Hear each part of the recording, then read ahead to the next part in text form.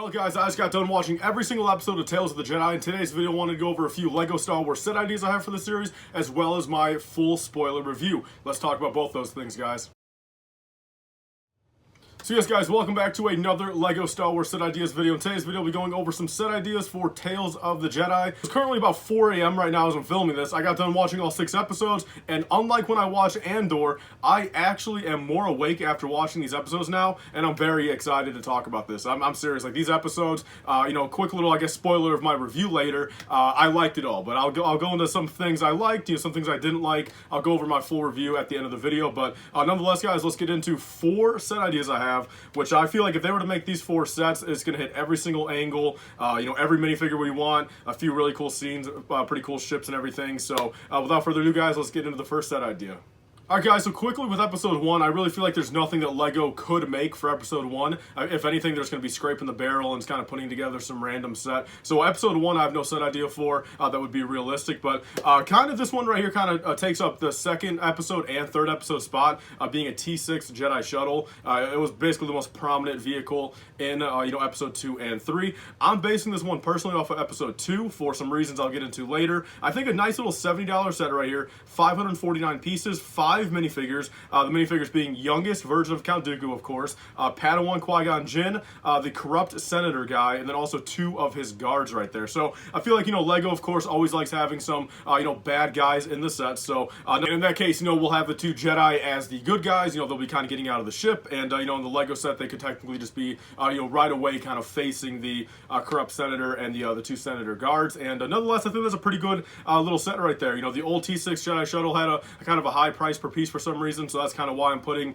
a high price per piece on this one. And so nonetheless, I really do think we need a new T6 Jedi shuttle. It's been 10 years now, and I think LEGO has a lot more pieces in their catalog now to make it even a better build. A lot more curvature pieces and everything like that. But nonetheless, guys, there's the first one right there, and already a pretty good idea in my opinion. Alright guys, moving on to a very fun one for episode number 4, which personally episode number 4 is my favorite of the series. That being a Yaddle versus Dooku duel right here. So I think for $19.99, you'll say 229 pieces or so, 2 minifigures. Our first ever Yaddle being the first one, and then also a Count Dooku, a little bit older, of course, different printing than the one in the previous set. But I think nice little $20 duel set, based off how they kind of do it all these other ones. And I think really how you can kind of play it out is I'll try to throw up a picture on the screen if I can find one, if someone's screenshotted it by now, but I will basically I'll say a nice little duel, same size as, say, like some of those other ones, but then on the one side you have the little door, the hangar door, where Yaddle kind of gets stuck underneath. You have a little miniature version of that, and then I think bare minimum, have a little detail on the floor, and at least include that little box thing that she was hiding behind,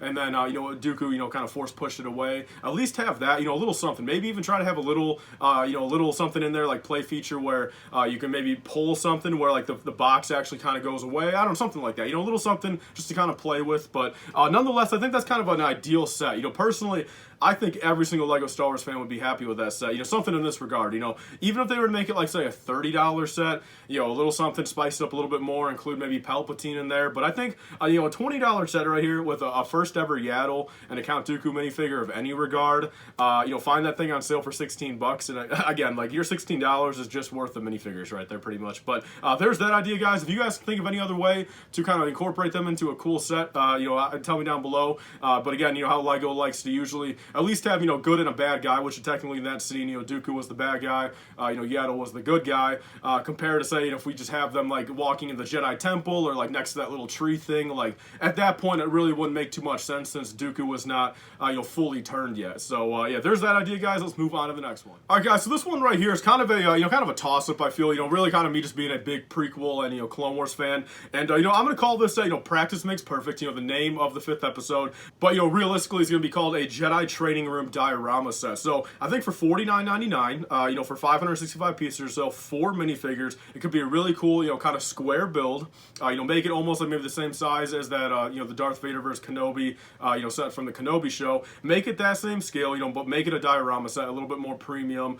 Some tiled floor and everything. Have the little kind of bleachers in the sides. And so the minifigures for the set, I think the first one one should be the young Ahsoka, you know, a Padawan Ahsoka, since I think if anything, it's going to be good if we get a young Ahsoka in the set, because any set that we'll get an Ahsoka in, like now, based off like the Ahsoka show, or like say Mandalorian season 3 or 4 or whatever, you know, that will be an older style Ahsoka, let alone be live action, so it would already be way different than anything they would do for, you know, animated version. But I think a Padawan Ahsoka, you know, first one we'll get after like literally 13 years, another Padawan Anakin, you know, Clone Wars Anakin, but again, they would probably change up the face prints, they would probably go more live action, or at least a little bit more realistic. They probably will not bring back the Clone Wars faces, but we'll do a young Anakin, a young Kenobi, and then Tara Sanubi, I believe that's how you say his name, the old Jedi Master. I'll throw a picture up on the screen, but you know, have those 4 minifigures, have a little training, you know, setup, have, you know, tiled floor, maybe, you know, have the 2 little sets of bleachers, and then have, you know, a couple of those little, you know, training droid things that you can build up and have, you know, them, you know, kind of battle around, you know, maybe change out whatever Jedi you want, you know what I mean, put Anakin in there,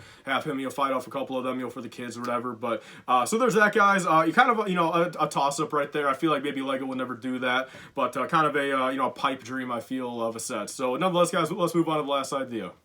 Alright, guys, moving on to the last set idea. This is kind of a mixture of kind of everything we saw in episode 6, because I feel like there's really nothing to directly base a set off of. But I think, again, we saw this back in Clone Wars Season 7.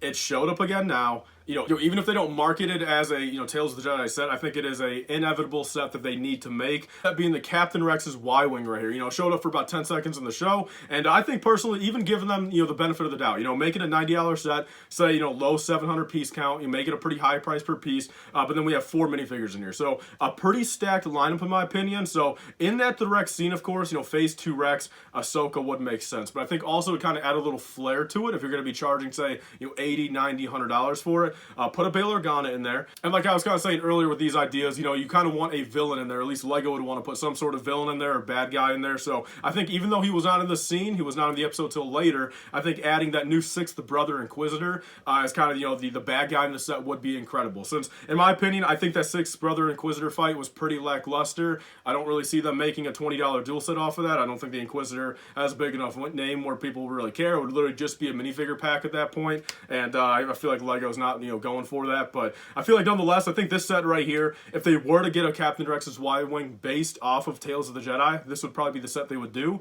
But in my opinion, I would still probably prefer they base it off of Clone Wars Season 7. Give us the Ahsoka, give us the Phase 2 Rex, give us a Phase 2 Jesse, give us another 332nd clone, you know, kind of give us like a perfect little combo there, and kind of call it like that. But there's those 4 set ideas. I think personally, I'm pretty proud of these. Again, you know, they're not too, you know, hard to come up with, but I think for what it's worth, I think if these 4 sets right here were on the shelf, I would be 100% satisfied, and I would genuinely get all these day one. So nonetheless, guys, there's all the set ideas. Let's move on to my quick spoiler review. So if you guys have not seen the episodes yet, first off, you guys just got spoiled between all those set ideas, but here's my full spoiler review, guys. I'll be talking about it for 2 or 3 minutes, and we'll go from there, guys.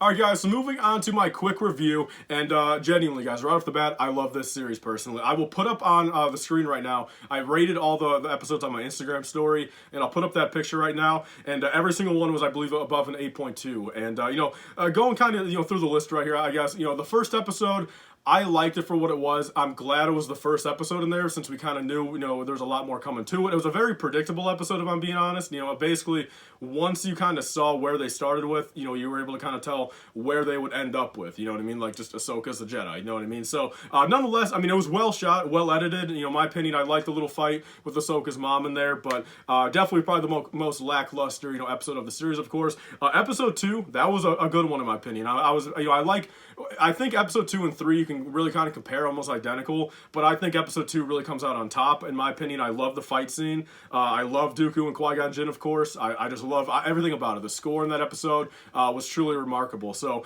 I think 2 right there is pretty damn decent, you know, basically damn near perfect for what it is. And then episode 3, I think, is just slightly below episode 2. I do like Mace Windu. I feel like we see more of Mace Windu, though, compared to Qui-Gon Jinn, so it was a little bit nicer to see him for a change. And I think for what it's worth, I think the quote-unquote villains of episode 2 were a lot better than episode 3. I feel like episode 3 kind of went by a little quick. You know, we fully didn't understand too much, but nonetheless, it was very cool to see that episode. And then moving on, guys, to episode number 4, which I think is incredible, like absolutely incredible. You know, in my opinion, I think episode 4 was like a complete wild card, and it made it really fun because, like, in the trailers, we only saw, you know, Dooku and Yaddle, you know, fighting for like 2 seconds, but we didn't know if that was, you know, a bad fight or a good guy fight. You know, we didn't know if it was friendly or not. But episode 4, damn near perfect. I absolutely loved it. Yaddle, honestly, for what it's worth, is like a top 20 Star Wars character for me now.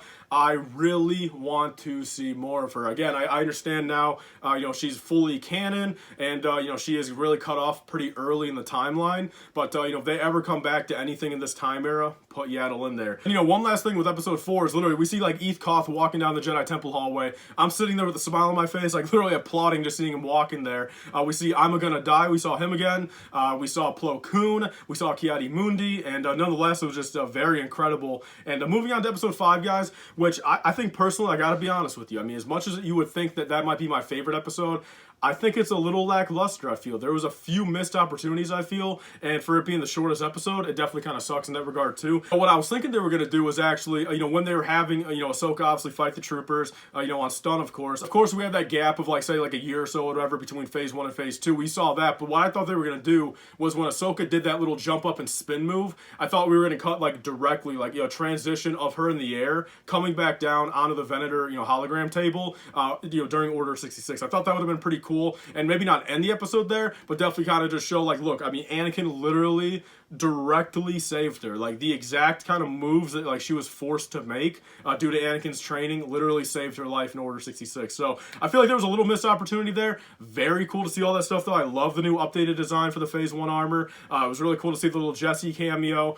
and nonetheless, it was just awesome. You know, you know, seeing Matt Lanter back as Anakin, you know, a big fan of him. And so there's episode 5, guys. Episode 6, in my opinion, it kind of sucks. You know, kind of ending off the series, I gotta be honest. You know, here's kind of my thing with this series. I kind of started down here, you know, not like at the bottom, but like, say, you know, again, like, you know, around the 8s, you know, low 8s right here. I kind of was peaking up, you know, peaked at about a 9.6 on my list, and then I got to be honest, you know, I came back down to, like, I think I rated it an 8.6 for the finale, and just for the finale, you know, come on, give us another, you know, lightsaber duel. Give us a lightsaber duel between, you know, the Ahsoka and the Inquisitor, and just a little something more, I feel. You know, the Padme funeral scene was beautiful. You know, the first 5 minutes was a lot better than the second 5 minutes, but nonetheless, guys, there's my review. I did actually click on Andor afterwards. I got about 3 minutes into it. You know, I saw them get onto the little transport ship. It was like 9 humans, and I'm like, all right, not a single alien. I clicked it off, and I'm like, I'm not going to dull my Tales of the Jedi experience, you know, by watching Andor after, and maybe I'll watch a little bit later, but I'm just being honest with you. I mean, Andor, like,